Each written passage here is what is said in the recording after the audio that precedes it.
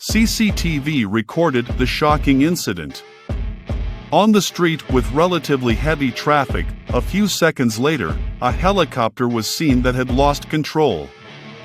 The helicopter eventually crashed into the street and burst into flames.